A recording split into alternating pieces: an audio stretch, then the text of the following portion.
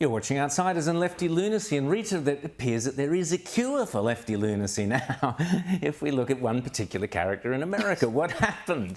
Well, what has happened to John Fetterman? He went into hospital and has come out almost a different man, a different politician, it appears like. So he was a lefty loony when he went into hospital, and he comes out quite sensible. He's still not dressing sensibly. He's still not dressing sensibly, but he has been outspoken and for a man who seemed to be very muddled before, he seems to know what he's thinking and he's communicating very clearly. He had a bunch of protesters come to his house screaming all sorts of abuse, saying, Fetterman, you can't hide, you're supporting genocide. And let's see how he reacted to that.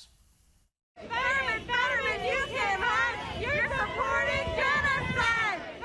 Fetterman, you can't hide, you're supporting genocide.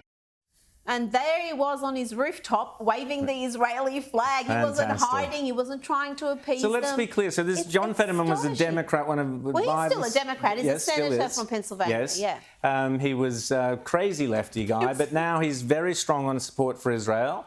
And a number of other issues as well, where he has said things that are at least centrist. They're certainly not far left. And you're thinking, wow, he's now become the sensible Democrat. Fantastic. So, you know, he put up in his office posters of all of the kidnapped hostages by Hamas, and he put them all up on his walls inside his office suite on Capitol Hill. He's been out doing things like saying, the United States shouldn't sell a massive steel plant to a foreign company because, you know, that would be bad for the American national security to lose this big steel plant to a foreign government. All sorts of things. He's really come around. If more Democrats were like this, you know, it'd be great. But unfortunately, they're not. As we can see here, a bit of hyperbole for us from Karine Jean-Pierre, the press secretary of Joe Biden. Here she is again. She's got a bit of hyperbole for us.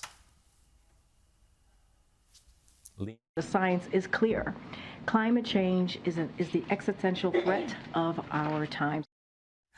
It's all lean. The more she leans, you know, the more she's not telling the truth. Climate change, the greatest threat to all mankind. OK, that's her.